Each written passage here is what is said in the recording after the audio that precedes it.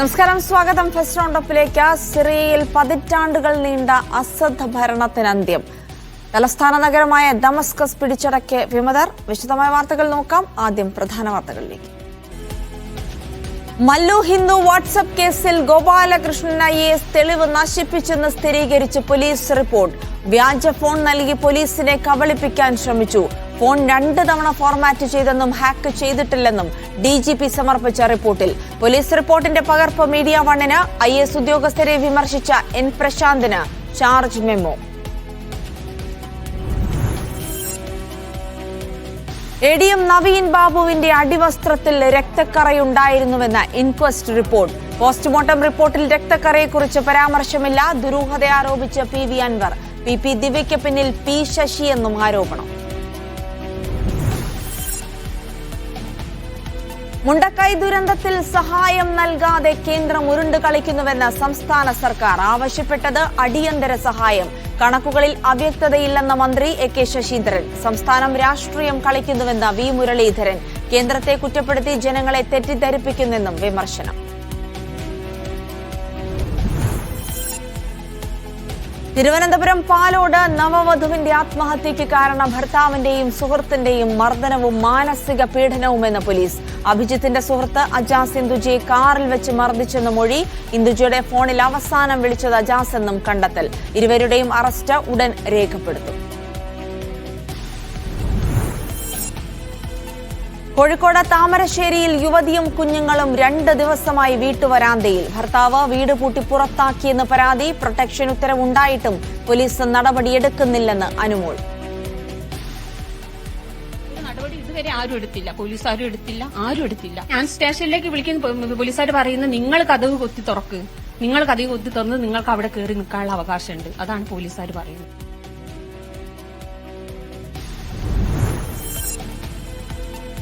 അധികമായി ഈടാക്കിയ കെട്ടിട നിർമ്മാണ പെർമിറ്റ് ഫീസ് തിരികെ നൽകും. തദ്ദേശ സ്ഥാപനങ്ങളുടെ നടപടി മീഡിയ വൺ വാർത്തയ്ക്ക് പിന്നാലെ.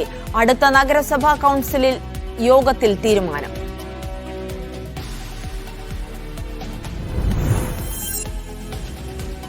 പിണറായി വെണ്ടുട്ടായി കോൺഗ്രസ് ബൂത്ത് കമ്മിറ്റി ഓഫീസിന് നേരെ ആക്രമണം. ഓഫീസിനുള്ളിൽ പെട്രോൾ ഒഴിച്ച് തീയിട്ടു. പ്രിയദർശിനി മന്ദിരത്തിന് തീയിട്ടത് ഇന്ന് K സുധാകരൻ ഉദ്ഘാടനം ചെയ്യാനിരിക്കെ.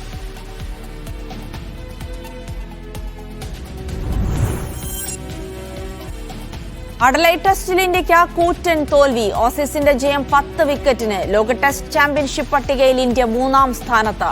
അണ്ടർ-19 ഏഷ്യ കപ്പ് ഫൈനലിൽ ഇന്ത്യക്കെതിരെ ബംഗ്ലാദേശിന് ബാറ്റിംഗ്. ലോക ചെസ് ചാമ്പ്യൻഷിപ്പിൽ ജയം തേടി ഗുകേഷ്.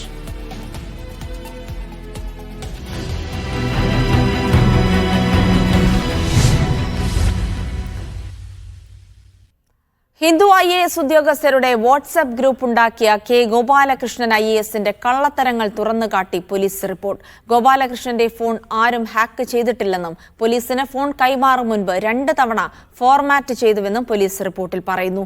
പോലീസ് റിപ്പോർട്ടിന്റെ പകർപ്പ് മീഡിയ വണ്ണിന്. സംസ്ഥാനത്തെ ഹിന്ദു IAS ഉദ്യോഗസ്ഥരുടെ വാട്സ്ആപ്പ് ഗ്രൂപ്പ് K ഗോപാലകൃഷ്ണൻ ഉണ്ടാക്കിയത് ഒക്ടോബർ 31-ന്. ഗ്രൂപ്പിൽ ആഡ് ചെയ്യപ്പെട്ടവരെ റിമൂവ് ചെയ്തത് അന്ന് രാത്രി 9:35-ന്.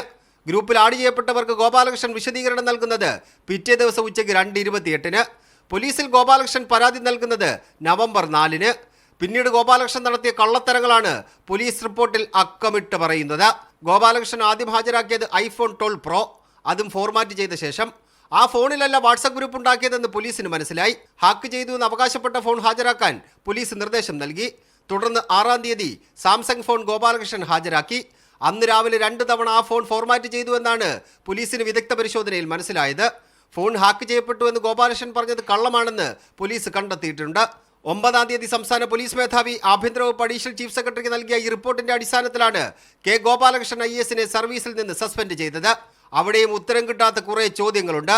മുസ്ലിം വാട്സ്ആപ്പ് ഗ്രൂപ്പ് ഉണ്ടാക്കിയപ്പോൾ ഒരു ഉദ്യോഗസ്ഥ വാട്ട് ഈസ് ദിസ് ഗോപാൽ എന്ന് ഗ്രൂപ്പിൽ ചോദിച്ചിരുന്നു. ഉന്നത നിർദ്ദേശപ്രകാരമാണ് താൻ ഗ്രൂപ്പ് ഉണ്ടാക്കിയതെന്നായിരുന്നു ഗോപാലകൃഷ്ണൻ അതിന് നൽകിയ മറുപടി. മതാടിസ്ഥാനത്തിൽ ഗ്രൂപ്പ് ഉണ്ടാക്കാൻ ആരാണ് ഗോപാലകൃഷ്ണന് നിർദ്ദേശം നൽകിയതെന്നുള്ള ചോദ്യത്തിന് ഇനിയും ഉത്തരം കിട്ടിയിട്ടില്ല. ഫോൺ ഫോർമാറ്റ് ചെയ്തത് ഗ്രൂപ്പ് ഉണ്ടാക്കാൻ നിർദ്ദേശം നൽകിയ ഉദ്യോഗസ്ഥരെ സംരക്ഷിക്കാൻ വേണ്ടിയാണോ എന്ന സംശയവും നിലനിൽക്കുന്നുണ്ട്. Media one, Thiruvananthapuram. N Prashanth IASന് സർക്കാർ ചാർജ് മെമ്മോ നൽകി. പ്രശാന്ത് IAS ഉദ്യോഗസ്ഥനെ വിമർശിച്ചു എന്ന മെമ്മോയിൽ പറയുന്നു. സസ്പെൻഷനിലായ ശേഷവും മാധ്യമങ്ങൾക്ക് അഭിമുഖം നൽകിയെന്നും ചാർജ് മെമ്മോയിൽ ചീഫ് സെക്രട്ടറി കുറ്റപ്പെടുത്തുന്നു. വരും ദിവസങ്ങളിൽ പ്രശാന്ത് ചാർജ് മെമ്മോയ്ക്ക് മറുപടി നൽകും.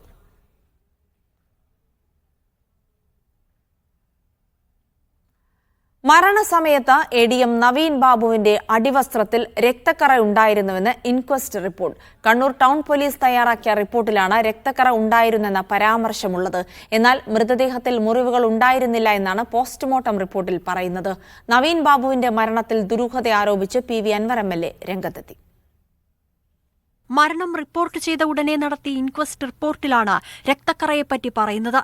മരണസമയം ധരിച്ചിരുന്ന അടിവസ്ത്രത്തിൽ രക്തക്കറ ഉണ്ടെന്നാണ് ഇൻക്വസ്റ്റ് റിപ്പോർട്ടിൽ പറയുന്നത്. എന്നാൽ പോസ്റ്റ്മോർട്ടം റിപ്പോർട്ടിൽ ശരീരത്തിൽ മുറിവുകളില്ലെന്നാണ് പറയുന്നത്. തൂങ്ങിമരണമാണെന്ന് കണ്ടെത്തലുള്ള റിപ്പോർട്ടിൽ രക്തക്കറ എങ്ങനെ ഉണ്ടായെന്ന് പറയുന്നില്ല.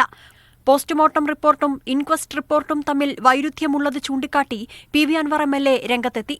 ഈ ഇൻക്വസ്റ്റ് നടത്തുമ്പോഴോ പോസ്റ്റ്മോർട്ടം നടത്തുമ്പോഴോ സ്വാഭാവികമായിട്ടും അവരുടെ ബന്ധുക്കളെ അറിയിച്ച് അവരിൽ നിന്ന് അക്നോളജ്മെന്റ് വാങ്ങേണ്ടതുണ്ട്. അവരുടെ പ്രസൻസ്, അവരുടെയോ അവർ പറയുന്നവരുടെ പ്രസൻസ് ആവശ്യമാണ്. അവിടെയാണ് ഇതിന്റെ ദുരൂഹത ആദ്യം തുടങ്ങുന്നത്. പോസ്റ്റ്മോർട്ടം നടപടികളിൽ രാഷ്ട്രീയ ഇടപെടൽ ഉണ്ടായിട്ടുണ്ടെന്നാണ് നവീൻ ബാബുവിന്റെ കുടുംബത്തിന്റെ ആരോപണം. വിഷയം കോടതിയുടെ പരിഗണനയിലിരിക്കുന്നതിനാൽ റിപ്പോർട്ടുകളിലെ വൈരുദ്ധ്യം നിയമപരമായും പരിശോധിക്കപ്പെടും. മീഡിയ 1 പത്തനംതിട്ട. ശരി, ഇന്റർനാഷണൽ ഡെസ്കിൽ നിന്ന് BK സുഹൈലാണ് വിവരങ്ങൾ നൽകിയത്.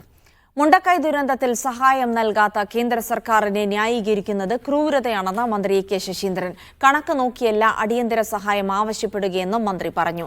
കേന്ദ്രത്തെ കുറ്റപ്പെടുത്തി സർക്കാർ ജനങ്ങളെ തെറ്റിദ്ധരിപ്പിക്കുകയാണെന്നായിരുന്നു BJP നേതാവ് V മുരളീധരന്റെ പ്രതികരണം.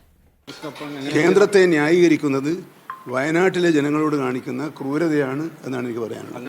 പക്ഷെ മാനദണ്ഡം അനുസരിച്ച് ഒരു വീട് വെക്കാൻ 1,75,000 രൂപയെ പറ്റൂ. നമ്മൾ 10-20 ലക്ഷം രൂപ ചെലവഴിയുന്ന ഒരു വീടിനെ കുറിച്ചാണ് ഭാവനയിൽ കാണുന്നത്. ആ സവിശേഷ സാഹചര്യത്തെ സവിശേഷതയായി കണ്ട് കൈകാര്യം ചെയ്യുന്നതിൽ ഉരുണ്ട് കളിക്കുകയാണ്, വാഗ്ദാനം ലംഘിക്കുകയാണ് കേന്ദ്രം ചെയ്യുന്നത്. കാര്യങ്ങൾ വ്യക്തമായിട്ട് പഠിക്കുകയോ മനസ്സിലാക്കുകയോ ചെയ്യാതെ രാഷ്ട്രീയ വിവാദങ്ങൾ ഉണ്ടാക്കി ആ രാഷ്ട്രീയ വിവാദത്തിന്റെ പേരിൽ കേന്ദ്ര സർക്കാരിനെ കുറ്റപ്പെടുത്തി അതിലൂടെ രാഷ്ട്രീയ മുതലെടുപ്പ് നടത്താൻ വേണ്ടിയിട്ടുള്ള ശ്രമമാണ് ഓരോ ഘട്ടത്തിലും നടത്തിക്കൊണ്ടിരുന്നത്. കേരളത്തിന് ഇന്നത്തെ നിയമമനുസരിച്ച് ലഭിക്കേണ്ട തുക, ആ തുക നൽകുന്നതിൽ കേന്ദ്ര സർക്കാർ ഒരു വിവേചനവും വരുത്തിയിട്ടില്ല. തിരുവനന്തപുരം പാലോട് നവവധുവിന്റെ ആത്മഹത്യയിൽ ഭർത്താവ് അഭിജിത്തിന്റെയും സുഹൃത്ത് അജാസിന്റെയും അറസ്റ്റ് ഉടനുണ്ടാകും. ആത്മഹത്യയ്ക്ക് കാരണം ഇരുവരുടെയും മർദ്ദനവും മാനസിക പീഡനവുമെന്ന് പോലീസ് കണ്ടെത്തൽ. അഭിജിത്തിനും അജാസിനുമെതിരെ ആത്മഹത്യാ പ്രേരണ കുറ്റം ചുമത്തി ഇന്ദുജയെ മർദ്ദിച്ചെന്ന് അജാസ് മൊഴി നൽകിയിരുന്നു. ഇന്ദുജയ്ക്ക് അവസാനമായി വന്ന കോൾ അജാസിന്റേതാണെന്ന് പോലീസ് കണ്ടെത്തി. മുഹമ്മദ് ആഷിഖ് ഉണ്ട് വിവരങ്ങൾ നൽകാനായി. ആഷിഖ്, ഇതുമായി ബന്ധപ്പെട്ട് അജാസും ഒപ്പം തന്നെ ഭർത്താവും കസ്റ്റഡിയിലായിരുന്നു. അവരുടെ അറസ്റ്റ് രേഖപ്പെടുത്തുന്ന അടക്കമുള്ള നടപടികളിലേക്ക് പോലീസ് കടക്കും. ഇവരുടെ പീഡനമാണ് ഇവരുടെ ആത്മഹത്യയ്ക്ക് കാരണമെന്ന് പറയുന്നു. എന്തിനാണ് പീഡിപ്പിച്ചതെന്നുള്ള വിവരങ്ങൾ പോലീസ് പുറത്തുവിടുന്നുണ്ടോ? ഒപ്പം തന്നെ മറ്റാർക്കെങ്കിലും ഇതിൽ പങ്കുള്ളതായുള്ള സംശയങ്ങളുണ്ടോ പോലീസിന്? ജിൽസി, ഞാനിപ്പോൾ നിൽക്കുന്നത് പാലോട് പോലീസ് സ്റ്റേഷന് മുമ്പിലാണ്. പോലീസ് സ്റ്റേഷനുള്ളിലാണ് മരണപ്പെട്ട ഇന്ദുജയുടെ ഭർത്താവ് അഭിജിത്തിനെയും സുഹൃത്ത് അജാസിനെയും കസ്റ്റഡിയിലെടുത്തിട്ടുള്ളത്.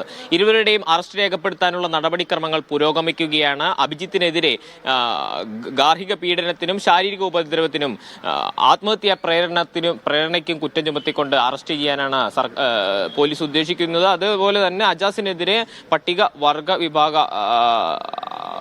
ചൂഷണ നിരോധന നിയമപ്രകാരവും ദേഹോപദ്രവം ഏൽപ്പിക്കൽ അടക്കമുള്ള കുറ്റങ്ങൾ ചുമത്തിക്കൊണ്ടുള്ള നടപടി എടുക്കുവാനാണ് പോലീസ് ഇപ്പോൾ ആലോചിക്കുന്നത്. ഏതാനും നിമിഷങ്ങൾക്കുള്ളിൽ തന്നെ അറസ്റ്റ് രേഖപ്പെടുത്തുമെന്നാണ് പറയുന്നത്. പോലീസ് അതിൽ നിർണായകമായ ചില തെളിവുകൾ കൂടി കണ്ടെടുത്തിട്ടുണ്ട് എന്നുള്ളത് കൊണ്ടാണ് ഇരുവരുടെയും അറസ്റ്റ് ചെയ്യാനുള്ള നടപടികളിലേക്ക് കടക്കുന്നത്. പ്രത്യേകിച്ച് ഇന്ദുജയ്ക്ക് മരണപ്പെടുന്നതിന് തൊട്ടു മുമ്പ് ഇന്ദുജയ്ക്ക് വന്ന ഫോൺ കോൾ അജാസിന്റേതാണെന്ന കണ്ടെത്തൽ പോലീസ് നടത്തിയിട്ടുണ്ട്.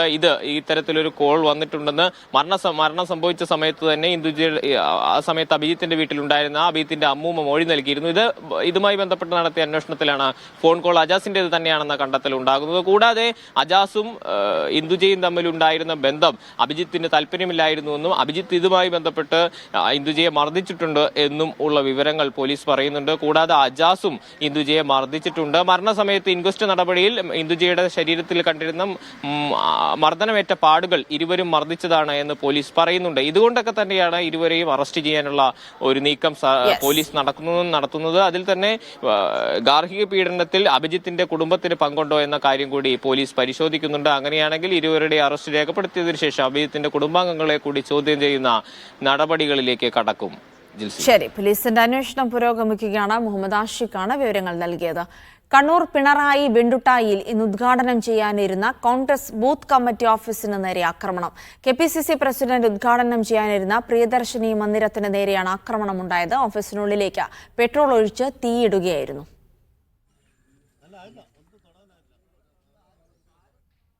കൊച്ചി പനങ്ങാട് പോലീസിന് നേരെ ലഹരി സംഘത്തിന്റെ ആക്രമണം. ആലപ്പുഴ സ്വദേശികളായ 7 പേരെ പനങ്ങാട് പോലീസ് അറസ്റ്റ് ചെയ്തു. ഇന്നലെ രാത്രി 8:30യോടെയായിരുന്നു ആക്രമണം. മദ്യലഹരിയിലായിരുന്ന യുവാക്കളെ സ്ഥലത്തുനിന്ന് മാറ്റാൻ പോലീസ് ശ്രമിച്ചിരുന്നു. ഇതിൽ പ്രകോപിതരായാണ് പോലീസിനെ ആക്രമിച്ചത്. തുടർന്ന് ഓടി രക്ഷപ്പെടാൻ ശ്രമിച്ച പ്രതികളെ പോലീസ് പിടികൂടുകയായിരുന്നു. അധികമായി ഈടാക്കിയ കെട്ടിട നിർമ്മാണ പെർമിറ്റ് ഫീസ് തിരികെ നൽകാനുള്ള നടപടിയുമായി തദ്ദേശ സ്വയംഭരണ സ്ഥാപനങ്ങൾ. അടുത്ത കൌൺസിൽ യോഗം തീരുമാനമെടുക്കുമെന്ന് Kochi corporation mayor M. Anilkumar പറഞ്ഞു. സർക്കാർ ഉത്തരവിറങ്ങി 4 മാസങ്ങൾ പിന്നിട്ടിട്ടും പണം തിരികെ നൽകാത്ത വാർത്ത മീഡിയ 1 പുറത്തുവിട്ടിരുന്നു. കഴിഞ്ഞ ലോക്സഭാ തെരഞ്ഞെടുപ്പിൽ LDF നേറ്റ കനത്ത തിരിച്ചടിയുടെ പശ്ചാത്തലത്തിലായിരുന്നു കുത്തനെ ഉയർത്തിയ കെട്ടിട നിർമ്മാണ പെർമിറ്റ് ഫീസ് കുറച്ചുകൊണ്ട് ജൂലൈ 30-ന് തദ്ദേശ സ്വയംഭരണ വകുപ്പ് ഉത്തരവിറക്കിയത്. എന്നാൽ 4 മാസങ്ങൾ പിന്നിട്ടിട്ടും പണം തിരികെ നൽകാൻ പല തദ്ദേശ സ്ഥാപനങ്ങളും തയ്യാറായിരുന്നില്ല. 1034 തദ്ദേശ സ്ഥാപനങ്ങൾ പിരിച്ചെടുത്തത് എത്രയോ കോടികൾ. എന്ന് ലഭിക്കും കെട്ടിട ഉടമകൾക്ക് ഈ തുക? മീഡിയ 1 വാർത്തയ്ക്ക് പിന്നാലെ നടപടികൾ ഊർജിതമാക്കുകയാണ് തദ്ദേശ സ്വയംഭരണ സ്ഥാപനങ്ങൾ. അടുത്ത നഗരസഭാ കൌൺസിൽ യോഗത്തിൽ പെർമിറ്റ് ഫീസ് തിരികെ നൽകുന്ന കാര്യത്തിൽ കൊച്ചി കോർപ്പറേഷൻ തീരുമാനമെടുക്കും. അപേക്ഷകൾ ലഭിക്കുന്നതനുസരിച്ച് പണം തിരികെ നൽകുമെന്ന് വിവിധ തദ്ദേശ സ്ഥാപനങ്ങളെ പ്രതിനിധികളും വ്യക്തമാക്കി. ഫിനാൻസ് കമ്മിറ്റി കൂടിയും ഞങ്ങൾ അന്ന് ഈ പറയുന്ന മെയ് മാസം 7-ാം തീയതി കമ്മിറ്റി കൂടി തീരുമാനമെടുത്തതാണ് ഞങ്ങൾക്ക് ഈ പൈസ വർധനവ് വേണ്ട എന്ന് പറഞ്ഞത്. പക്ഷേ അത് ഞങ്ങളെ സംബന്ധിച്ചിടത്തോളം ഞങ്ങൾ വേണ്ട എന്ന് പറഞ്ഞാലും ടാക്സിൽ മാത്രമേ, ബിൽഡിംഗ് ടാക്സിൽ മാത്രമേ ഞങ്ങൾക്ക് നിയന്ത്രണമുള്ളൂ. അതല്ലാതെ ഈ പെർമിറ്റ് ഫീസ് ഓട്ടോമാറ്റിക്കായിട്ട് സർക്കാർ നിശ്ചയിക്കുന്നതാണ്. അത് സർക്കാർ പിൻവലിച്ച് തന്നെ വലിയ സന്തോഷമാണ്. ഇപ്പോൾ നമ്മളത് കൃത്യമായിട്ട് ആളുകൾക്ക് ദോഷമില്ലാത്ത രീതിയിലേക്ക് മുമ്പോട്ട് പോയി. പഞ്ചായത്തുകൾ, മുനിസിപ്പാലിറ്റികൾ, കോർപ്പറേഷനുകൾ ഉൾപ്പെടെ 1084 തദ്ദേശ സ്വയംഭരണ സ്ഥാപനങ്ങൾ കോടിക്കണക്കിന് രൂപയാണ് കെട്ടിട നിർമ്മാണ പെർമിറ്റ് ഫീസ്, അപേക്ഷാ ഫീസ്, സ്ക്രൂട്ടണി ഫീസ് എന്നീ ഇനത്തിൽ പിരിച്ചെടുത്തിരിക്കുന്നത്. കൊച്ചി കോർപ്പറേഷന് 20 കോടി രൂപ ലഭിച്ചിരുന്നു. മുൻകാല പ്രാബല്യത്തോടെയുള്ള തദ്ദേശ സ്വയംഭരണ വകുപ്പിന്റെ ഉത്തരവിൽ അധികമായി ഈടാക്കിയ തുക തിരികെ നൽകാനാണ് തദ്ദേശ സ്വയംഭരണ വകുപ്പ് നിർദ്ദേശിച്ചിരുന്നത്. Sijo V John, media 1, Kochi. പ്രധാനപ്പെട്ട ഒരു വാർത്തയിലേക്കാണ്. കസ്റ്റഡി മർദ്ദന കേസിൽ മുൻ IPS ഉദ്യോഗസ്ഥൻ സഞ്ജീവ് ഭട്ടിനെ ഗുജറാത്ത് അഡീഷണൽ മജിസ്ട്രേറ്റ് കോടതി കുറ്റവിമുക്തനാക്കി. കേസ് സംശയാതീതമായി തെളിയിക്കുന്നതിൽ പ്രോസിക്യൂഷൻ പരാജയപ്പെട്ടുവെന്ന് കോടതി നിരീക്ഷിച്ചു. 1997-ൽ സഞ്ജീവ് ഭട്ട് പോർബന്ദർ SP ആയിരുന്ന കാലത്ത് മർദ്ദിച്ചുവെന്നാണ് കേസ്. തൗഫീഖ് അസ്ലമുണ്ട് വിവരങ്ങൾ നൽകാനായി. തൗഫീഖ്, ഇപ്പോൾ സഞ്ജീവ് ഭട്ടിന്റെ കേസിലാണ് ഒരു നിർണായകമായ വിധി ഉണ്ടായിരിക്കുന്നത്. എന്തൊക്കെ കാര്യങ്ങൾ പറയുന്നു കോടതി? അജിൽസി, ആയുധക്കടത്ത് കേസിലെ പ്രതിയെ കസ്റ്റഡിയിൽ മർദ്ദിച്ചുവെന്ന കേസിലാണ് മുൻ IPS ഉദ്യോഗസ്ഥൻ സഞ്ജീവ് ഭട്ടിനെ ഇപ്പോൾ കോടതി വെറുതെ വിട്ടിരിക്കുന്നത്. ഭട്ടിനെതിരായ ആരോപണങ്ങൾ തെളിയിക്കാൻ പോലീസിന് കഴിഞ്ഞില്ലെന്ന് ചൂണ്ടിക്കാട്ടിയെന്ന് പോലീസ് കോടതി പറയുന്നുണ്ട്. Additional chief judicial magistrate Mukesh പാണ്ഡ്യയുടേതാണ് ഈ ഉത്തരവ് ഇപ്പോൾ പുറത്തു വന്നിരിക്കുന്നത്. കേസിൽ സഞ്ജീവ് ഭട്ടിനൊപ്പം പ്രതി ചേർത്തിരുന്ന വജൂഭായ് ചൌക്ക് മരിച്ചതിനാൽ അദ്ദേഹത്തെ നേരത്തെ പ്രതിപ്പട്ടികയിൽ നിന്ന് ഒഴിവാക്കിയിരുന്നു. തുടർന്ന് ഈ കേസ് വളരെ നീണ്ട കാലം ഇതുമായി ബന്ധപ്പെട്ട് വാദപ്രതിവാദങ്ങൾ നടക്കുകയും ചെയ്തിരുന്നു. ഏറ്റവും ഒടുവിലാണ് പോലീസിന് ഇതുമായി ബന്ധപ്പെട്ടുള്ള രേഖകൾ സമർപ്പിക്കുക, അല്ലെങ്കിൽ ഈ കേസ് തെളിയിക്കാൻ സാധിച്ചില്ല എന്ന് ഇപ്പോൾ കോടതി കണ്ടെത്തുകയും അദ്ദേഹത്തെ കുറ്റവിമുക്തനാക്കുകയും ചെയ്തിരിക്കുന്നത്. അതേസമയം മറ്റു 2 കേസുകളിൽ സഞ്ജീവ് ഭട്ട് ഇപ്പോൾ ജീവപര്യന്തം ശിക്ഷ അനുഭവിക്കുകയാണ്. അതുകൊണ്ട് അദ്ദേഹത്തിന് നിലവിൽ ജയിൽ മോചിതനാകാൻ സാധിക്കില്ല. വൻതോതിൽ ആയുധങ്ങൾ കടത്തിയെന്ന കേസിൽ പ്രതിയായ നരൻ ജാവേദ് എന്നയാളെ 1994-ൽ പോലീസ് അറസ്റ്റ് ചെയ്യുകയായിരുന്നു. സഞ്ജീവ് ഭട്ട് ഇക്കാലത്ത് പോർബന്ദർ SP ആയിരുന്ന സമയത്തായിരുന്നു ഇദ്ദേഹത്തെ പിടികൂടുന്നത്. തുടർന്ന് ഇദ്ദേഹത്തെ ജയിലിലേക്ക് കൊണ്ടുപോകുന്നതിന് മുമ്പ് സഞ്ജീവ് ഭട്ട് സ്വകാര്യ എടുത്തു കൊണ്ടുവന്ന ഒരു വസതിയിൽ കൊണ്ടുവന്ന് ഇദ്ദേഹത്തെ മർദ്ദിച്ചുവെന്നാണ് ഇതുമായി ബന്ധപ്പെട്ട് ബന്ധപ്പെട്ട കേസ് രജിസ്റ്റർ ചെയ്തിരിക്കുന്നത്. ആ കേസിലാണ് ഇപ്പോൾ സഞ്ജീവ് ഭട്ടിനെ കോടതി കുറ്റവിമുക്തനാക്കിയിരിക്കുന്നത്. ശരി, തഫീഖ് അസ്ലമാണ് വിവരങ്ങൾ നൽകിയത്. കാനം രാജേന്ദ്രന്റെ 1ാം ചരമ വാർഷിക ദിനത്തിൽ കോട്ടയം കാനത്തെ കൊച്ചുകളപ്പുരയ്ക്കൽ വീടിനോട് ചേർന്ന ശവകുടീരത്തിൽ സിപിഐ സംസ്ഥാന സെക്രട്ടറി ബിനോയ് വിശ്വം പുഷ്പാർച്ചന നടത്തി. മന്ത്രിമാരും രാഷ്ട്രീയ നേതാക്കളും നൂറുകണക്കിന് പ്രവർത്തകരും പങ്കെടുത്തു. ശേഷം അനുസ്മരണ ചടങ്ങും നടന്നു.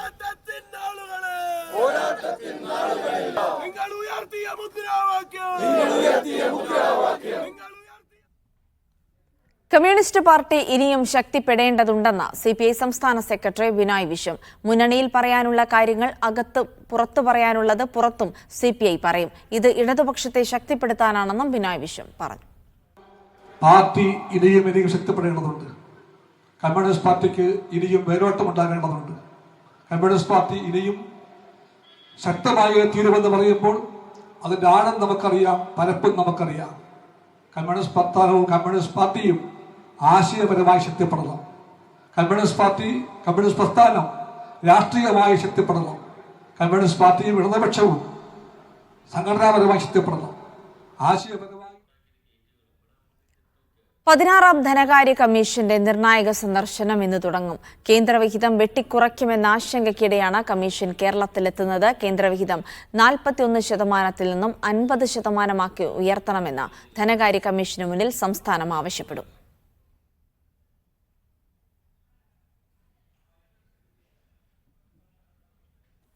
വാർത്തകളിലേക്ക്. സമസ്തയിലെ ഭിന്നതയിൽ നാളെ മലപ്പുറത്ത് സമവായ ചർച്ച നടക്കും.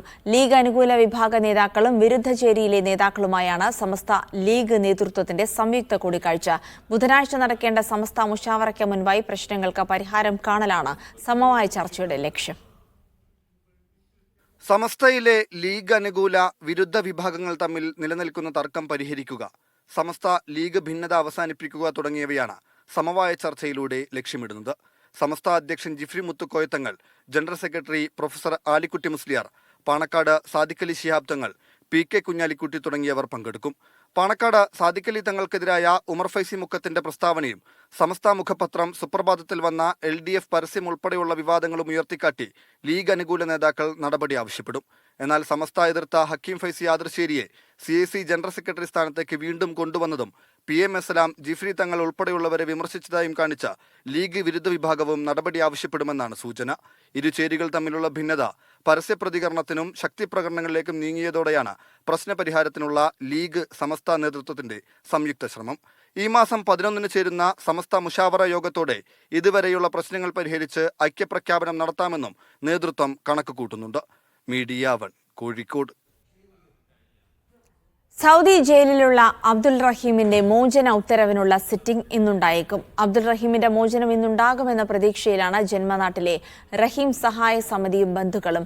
എല്ലാ നടപടിക്രമങ്ങളും പൂർത്തിയായതാണെന്നും മോചനവുമായി ബന്ധപ്പെട്ട വിധിയാണ് വരേണ്ടതെന്നും സഹായ സമിതി ഭാരവാഹികൾ മീഡിയ 1 പറഞ്ഞു. മോചനമുണ്ടാകുമെന്ന പ്രതീക്ഷയിൽ തന്നെയാണെന്ന് റഹീമിന്റെ സഹോദരനും വ്യക്തമാക്കി.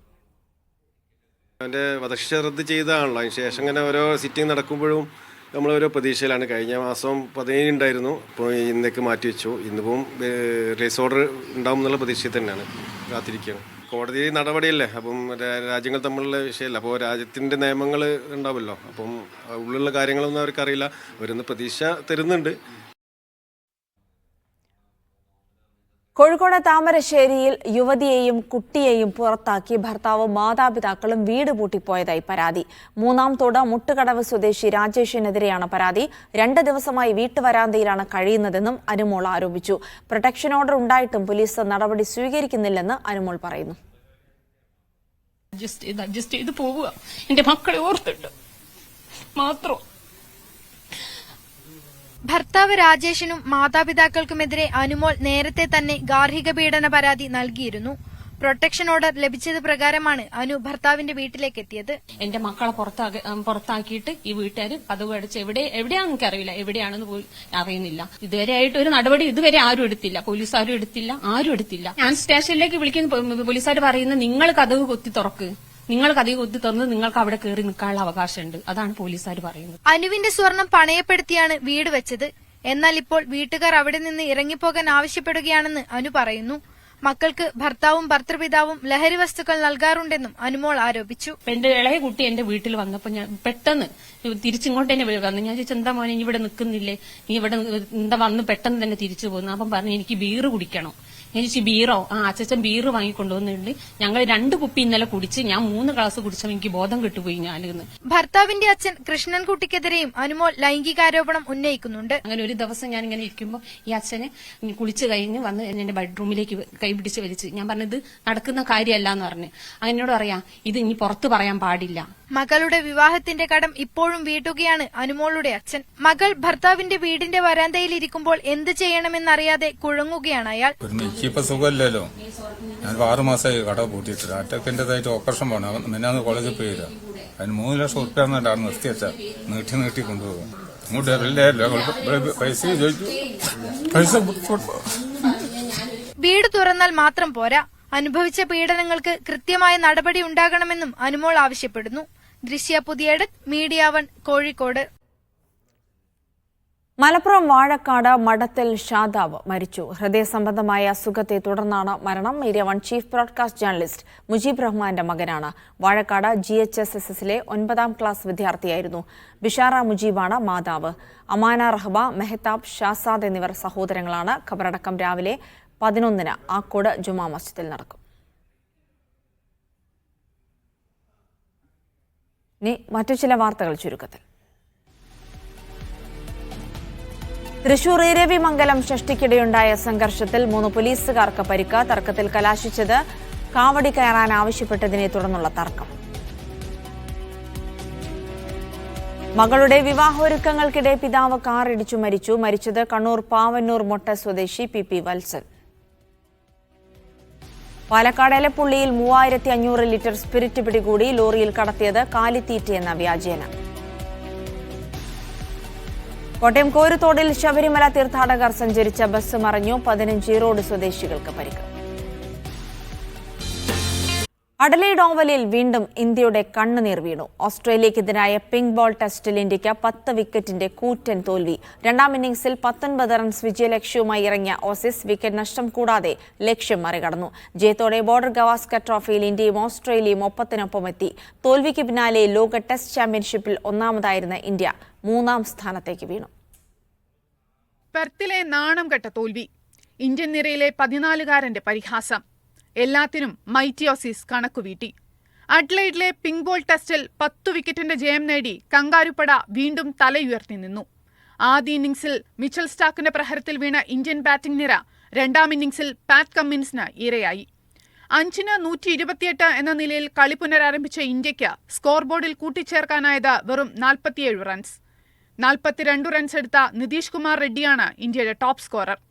നിതീഷ് കുമാറിനെ പുറത്താക്കി വാലറ്റത്തെ ചുരുട്ടിക്കൂട്ടിയത് നായകൻ പാറ്റ് കമ്മിൻസ്. 57 റൺസ് വിട്ടുകൊടുത്ത് 5 വിക്കറ്റാണ് കമ്മിൻസ് നേടിയത്. സ്കോട്ട് ബോളൻ 3-ഉം മിച്ചൽ സ്റ്റാർക്ക് 2-ഉം വിക്കറ്റുകൾ വീതം വീഴ്ത്തി.